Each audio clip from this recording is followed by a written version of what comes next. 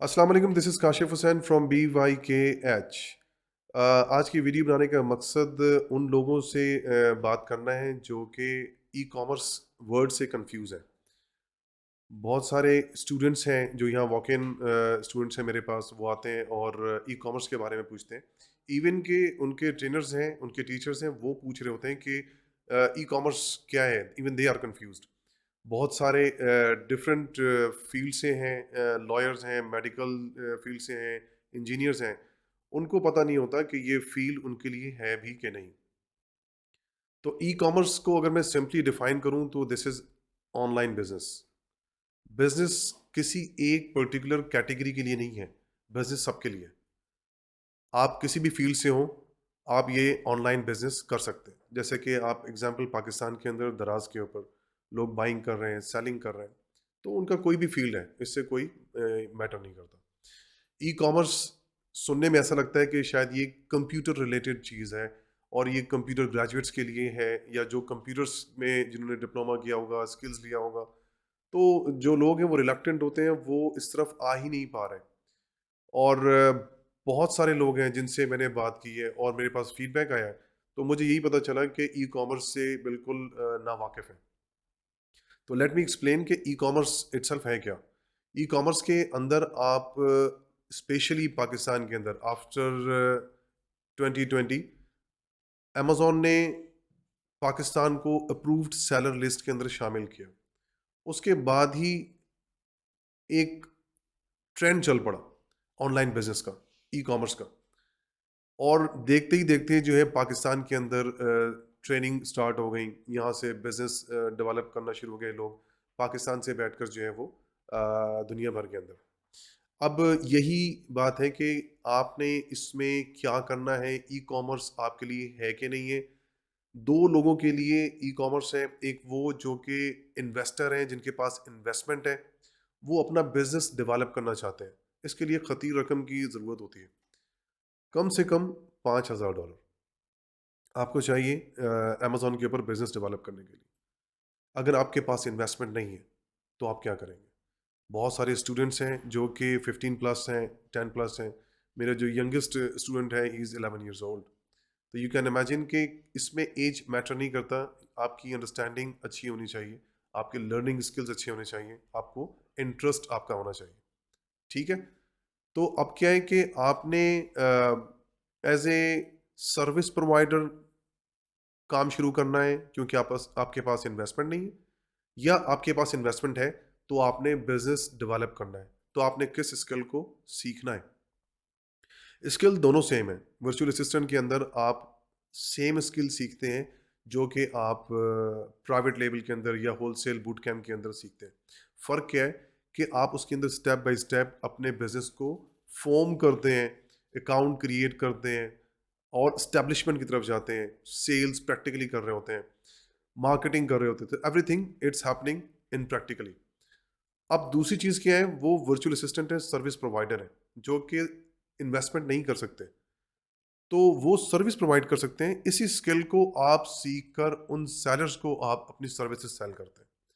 Services का क्या मतलब है, उसके अंदर आपने एक अच्छी प्रोडक्ट फाइंड आउट करना है कि अच्छा प्रोडक्ट क्या होता है, उसको आपने सीखना है। अच्छे प्रोडक्ट के नंबर्स क्या होते हैं, उन नंबर्स को आपने जानना है। उसको आपने जो है वो कंपैरिजन करना है, उसको आपने उसकी एनालिसिस करनी है। उसके बाद आपने उसकी जो है सोर्सिंग करनी है कि वो आपको किस कॉस्ट प्राइस पे आपको कहाँ से मिल रही है। वो सोर्सिंग का तरीका सीखना है आपने। उसके बाद आपने जो मेन फाउंडेशन है इस बिज़नेस का, और जो जहाँ पर लोग लैग कर जाते हैं, वो है फीज़िबिलिटी रिपोर्ट, आपकी बजटिंग। आप उसमें बजटिंग करते हैं पूरे साल की। उसके अंदर आप रियल कॉस्ट डालते हैं, जितने भी ओवरहेड्स होते हैं वो डालते हैं, एक्सपेंसेस डालते हैं। तो उससे आपको पता चलता है कि ये प्रोडक्ट जो आप लॉन्च करने वाले हैं या लॉन्च करना चाहते हैं, क्या ये प्रॉफिटेबल है? अगर वो प्रॉफिटेबल होता है, उस प्रोडक्ट की कॉस्ट मार्केट में $300 तक है। तो यू कैन इमेजिन कि आप सिर्फ एक प्रोडक्ट जो है बेचकर $300 जो है वो आप कमा सकते हैं। आपकी हंटिंग स्किल अच्छी है, आपकी बजटिंग स्किल अच्छी है, आपकी प्रेजेंटेशन अच्छी है, अपने क्लाइंट को आप किस तरह से प्रेजेंट करते हैं, आप अपनी प्रोडक्ट को किस तरह से एक्सप्लेन करते हैं। तो ये सब कुछ डिपेंड करता है आपकी स्किल्स के ऊपर। आपने सोर्सिंग करनी है, सोर्सिंग इज़ अनदर स्किल। आप एक कंप्लीट स्किल है, इसके लिए फैक्ट्रीज़ के अंदर लोग अलग हायर किए जाते हैं। तो वो स्किल सिखाई जाती है कि सोर्सिंग कैसे करना है आपने। काफ़ी सारे स्टेजेस हैं सोर्सिंग के अंदर प्रॉपरली, और आप उसको प्रोफेशनली करने जाएँ, तो वो चीज़ें आपने सीखना है कि सोर्सिंग के ऊपर, शिपिंग के ऊपर काम करना है।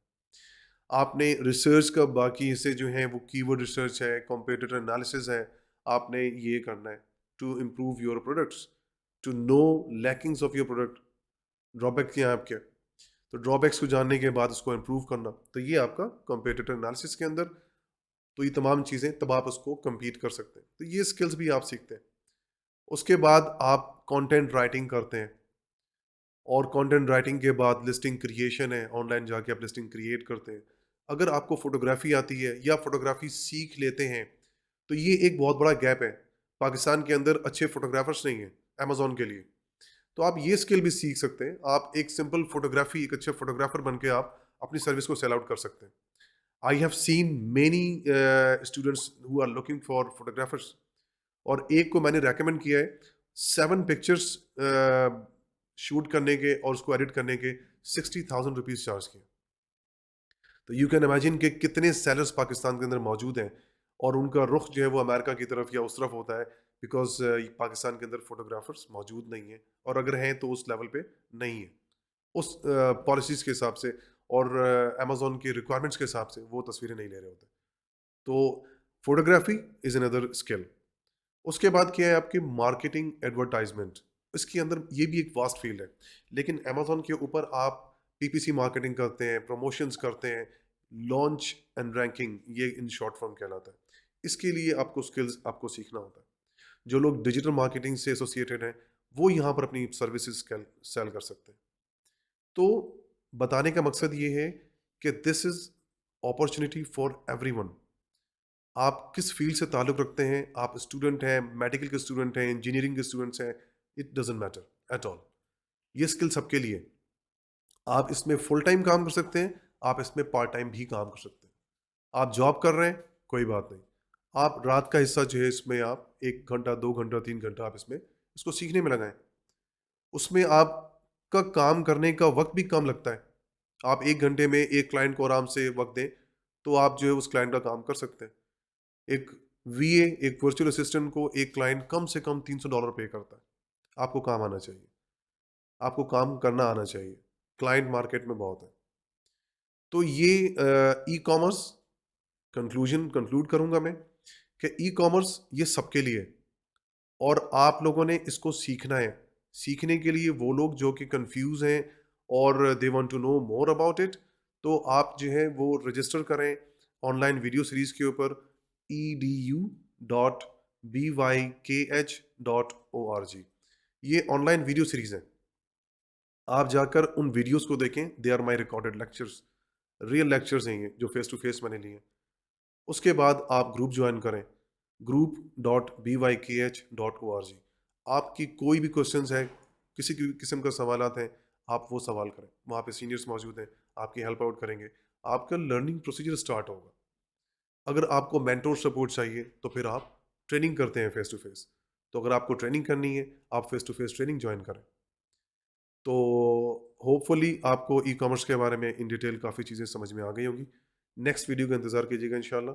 मैं आपको ये बताऊंगा कि ई कॉमर्स में ट्रेनिंग लेने के बाद बहुत सारे लोग still they are roaming around. उनको पता ही नहीं कि हमने अब ट्रेनिंग ले ली, क्या स्किल सीखा है हमने, अब इसका करना क्या है, क्लाइंट के साथ कैसे काम करना है, क्लाइंट को कैसे हमने ग्रैब करना है, क्लाइंट आपको कहाँ से मिलेगा। ये तमाम सवालात हैं जिसके जवाबात मैं आपको, और जिसके ऊपर जो एक डिस्क्रिप्टिव वीडियो मैं बनाऊंगा नेक्स्ट फेज़ के अंदर इंशाल्लाह। तब तक के लिए इजाज़त दीजिएगा। अस्सलाम वालेकुम।